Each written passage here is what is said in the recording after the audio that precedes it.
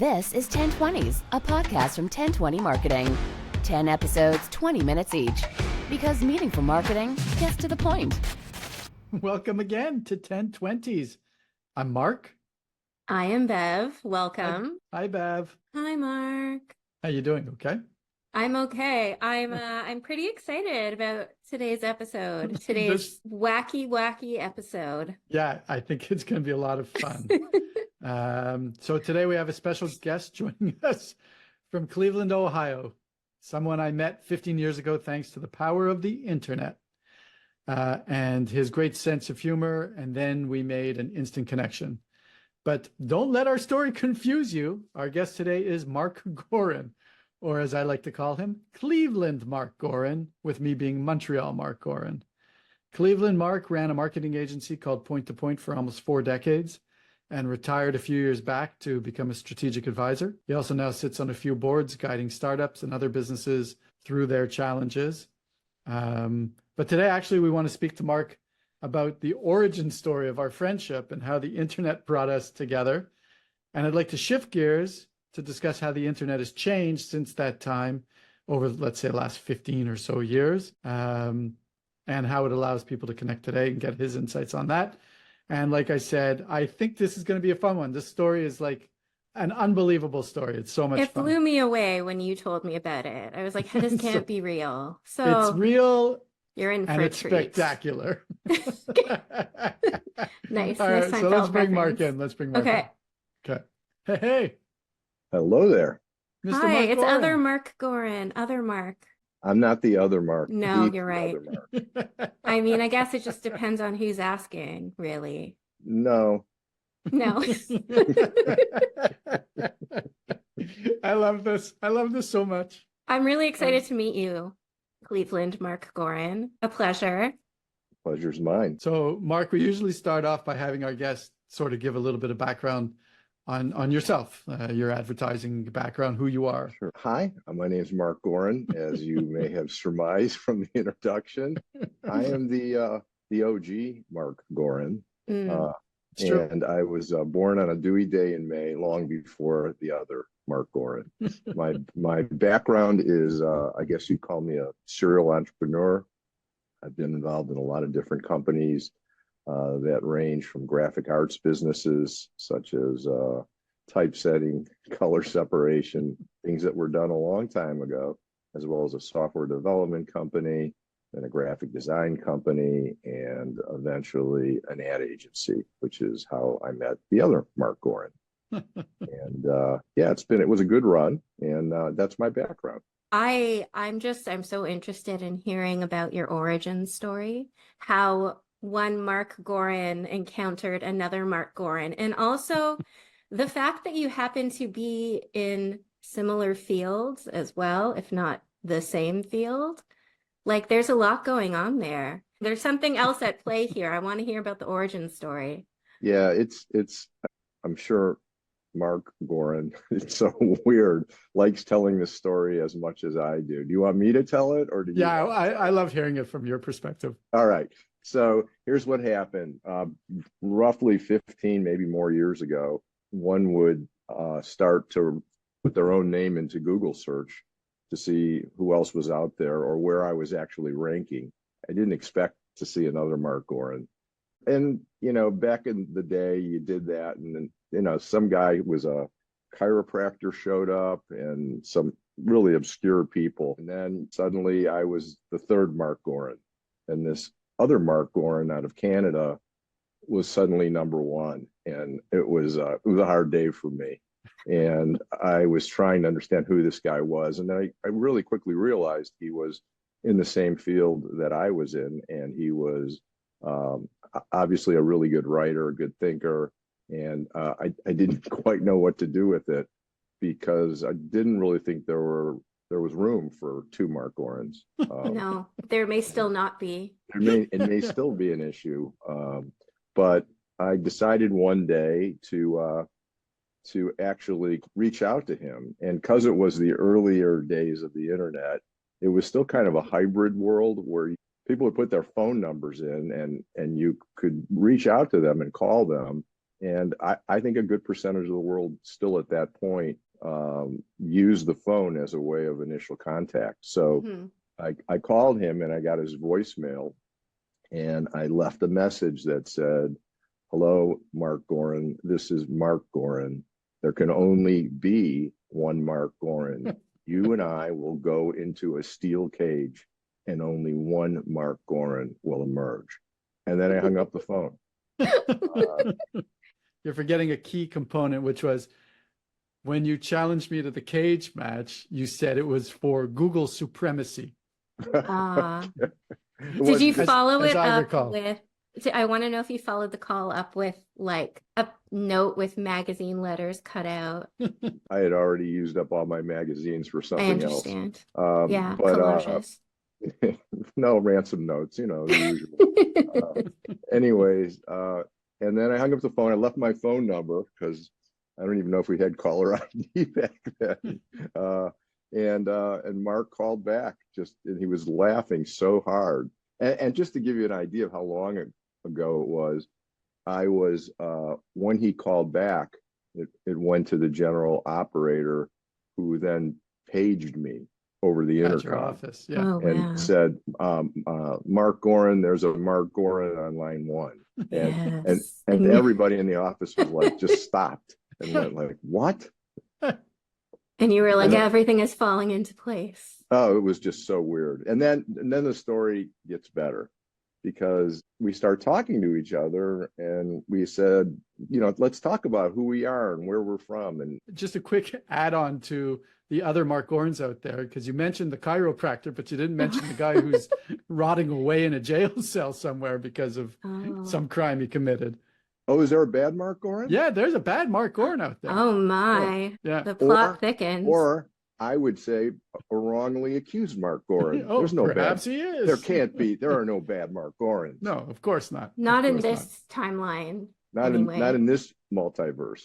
Exactly. So I received the phone call, the message, and at the time, my grandfather was in the hospital. That's why my phone was off when you called. So this little timing of yours, the call that I received was like when I opened my phone, the first message I got after leaving a visit with my now late grandfather. So like the levity of it was wonderful for me in the moment. I always appreciated the timing of that phone call. So when we did connect and we did start to speak, you know, we started to piece this like stuff together that just was like made it stickier, right? Like there was, your birthday is on the 5th of your month. Mine is on the 5th of my month. Your father's name is Marty. My father's name is Morty. You know, your dad had a legacy printing company, and my dad, all of his life has been in the printing business, still is at age 79 today. Like all of these little things like just started to blow my mind, like totally blow my mind. We kept in touch for a bit, and then you called me and you offered me the opportunity to do some consulting with your agency, and you brought me into Cleveland to do some workshops with your team. And you called me up about a week or two before I was coming down, and you're like, "Listen, Mark, I need to ask you a question. I feel like I can ask you this. It might be weird, but I want you to be comfortable, and I don't want you to say yes because you think you have to say yes. But there's a hotel right across the street from my office, and if you're comfortable with that, I can put you up there, no problem." And then the next thing was, however, I have a fairly big house, and there's a part that nobody ever goes to, and it has a bedroom and its own bathroom. And if you're comfortable enough with that, I feel like I can offer this to you. Why don't you stay with my wife and I? And I gave it literally 3 seconds of thought before I said, well, if I can't stay at Mark Goren's house, whose house can I stay at? The day comes, I get on the plane, I fly into Cleveland. Mark picks me up at the airport. We go back to his house. We have a few days of consulting on site. I think I ran 2 or 3 workshops. And then I did more remotely from Montreal. And, you know, never mind all that. We used to light Hanukkah candles together via FaceTime. We met up in Florida, my kids and my family. My heart. Mark and his wife for breakfast one day. And we've always just been in each other's orbit. It's been so much fun. Yeah, it's been bizarre. His son was bar mitzvahed on the same day I was bar mitzvahed on. No, Yeah, stop that's it. Yeah, I mean not the same year though. The same I parsha, figured, the same parsha. but Yeah. I mean, still, that Yeah, you're like, there's all these weird connections, and Mark and I may not talk to each other sometimes for 6-10 months, and then as soon as we talk to each other, it's like we talked to each other yesterday. Mark, Anyways, let's shift gears a little bit, and I want to talk about like what that was like. Like I remember in 2010, part of the reason why, you know, that whole thing happened is because I started to blog. I was consulting for the first time in my life. So we're talking, I guess, around 2009, 2008. And I had started to blog in support of my consultancy and my new career as a independent contractor. And it was because of that blog when, you know, Google was really indexing new content and all that sort of thing. I had made these connections with people around the world just based on that blog. yeah, But then the reason you called me is because the blog was effective as a marketing tool and everything was marked, you know, labeled by Mark Goren. And that's what essentially brought us together on, you know, because of the problem it posed to you on Google. But yeah. like, I don't think stories like that are happening so much anymore. I think algorithms have changed. The nature of the social networks have gotten kind of rotten in some ways. Yeah. Like, do you think this story could happen today? less so. I know you're not really asking me, but from No, go ahead. a non-Marx perspective, the exponential shifts that keep happening in this world, in the online world, it's mind-boggling. I can barely keep track of it. Like, you know, even in the last 5 years alone, it's crazy how it changes, how it's become its own thing, and it just evolves and evolves. I don't think it would have happened in the same way necessarily. It could have happened. I look at it as the spirit of the time, in a way. Back then, when, you know, these communities were forming by blogging, we were preaching in social media that it was all about fostering communication and connections with audiences, be it, you know, other people, other like-minded people, or for brands that can actually have real interactions with people. You know, we're just so far past that, I feel, right Yeah. now. Everything is I about mean- paying to be seen. No, I think there's also I think what's also shifted is trust. I think people are comfortable to use social media more as like a voyeur or an observer of others versus actually interacting with others. Or, you know, you can troll people, you can do things, but to find genuine connection, I think is much harder. And I also think people consider it a much higher risk now than then. I didn't in any way consider risk. Like, I mean, when you look at the storyline, you know, I got you a ticket, you flew down here, I didn't pay you in advance, you really didn't know me, you're staying at my house, and it starts with a random phone call. Nuts. Yeah. I don't think that is as likely to happen now, because I think there's been a huge shift in trust. So, you know, that's a big part of it. Social media now is so much more about approval than engagement. And we're in the early games of what AI is going to do algorithmically with advertising. And the way connections are being built, I think it's going to get further away from this type of interaction that you and I created. Can I give a picture of what I was doing at that exact time? Because I was in my late 20s. You were speaking about trust. I went to India by myself as like a 27-year-old. I had done a lot of research, but all we knew basically was there was this organization, and I knew the guy's name, and he was going to pick me up at the airport. And you can imagine how pleased my mother was with this plan. It was one of the most incredible experiences ever, but there was this element of trust that existed then that I'm not sure.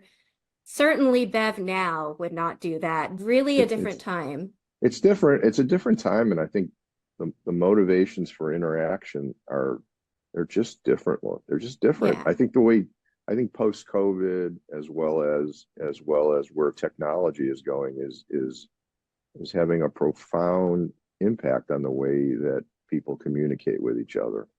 Some seen, some unseen. And it's sad because, I mean, like, you know, what Mark and I did was we built a little community.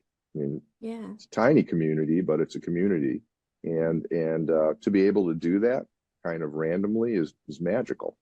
And I don't know how many people get to do that. I'm hoping there's a lot of stories like this. And maybe there are. Maybe we'll hear from, you know, It is magical. There was a movie made, a documentary. I forgot the guy's name.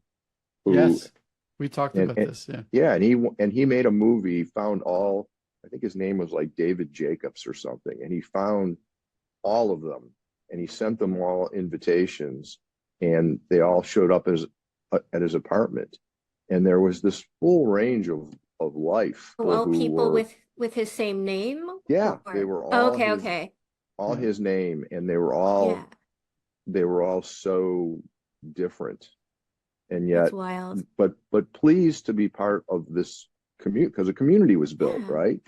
So yeah, it's a real. I forget. I'll have to find it, or you can put it in the notes on this. We'll research it. Yeah. If we did that, Mark, we'd have to do it at a state penitentiary. Yeah, very funny. By the way, you've been very critical of that guy. I'm not saying anything, but he's coming after you. Exactly. I'm next on his. No, you're right. You are. Cleveland Mark has definitely been giving Penitentiary Mark the benefit of the doubt. It's interesting if where we're keeping nicknames score come from. Here. Yeah. So how did you get the nickname Penitentiary Mark? It's you know, it is interesting. Story. But Mark, you know, just to get back to that, you know, we didn't know how to use any of this. We didn't know how to use it, and people were clamoring for, how do I use this? What do I do with it? And Mark had great expertise of, you know, this is what you do in Facebook, this is what you do in Twitter, you know, and this is how you build content strategies and tie it all together. And he was very beneficial. You know, it was a young agency, and it was amazing how many people just were cynical about it. I mean, they just said, like, that. Yeah, they were like, well, why, you know, like, a great headline's always going to work. Yeah. I remember you, and we're going to have to wrap soon, but I remember you telling me that you felt, as the leader of the agency, that you weren't getting on this train fast enough. It helped a lot. And it's how much, you know, in any business, in any society, how much change can you assimilate? I mean, that's the real question that we're all going to have to comprehend in the next couple of years. And in how much time can we assimilate it? Yeah. Exactly. I mean, because right now, if you look at what's driving, you know, this next revolution in AI, it's all advertising dollars. Yeah. Advertising dollars is what enables technology to evolve right now. That's it. And people don't really think about that. That's the one thing I'll say, is that there's a level of excitement, also concern and worry and all that sort of thing. But from a creative standpoint, there's a level of excitement with AI that probably I haven't seen since, you know, the advent of Facebook and Twitter and all that sort of thing. For sure. The desire to jump into this and see what can I do that we probably haven't seen in 10, 12 years. Thanks a million for taking the time. We'll speak again soon. And it was such a pleasure to meet the other Mark Goren. And you too, Bev. It was great meeting you. I look forward to actually seeing this when you guys edit me out of it. Well, at least one of us will survive the cut. I always had the ability to leave before Mark.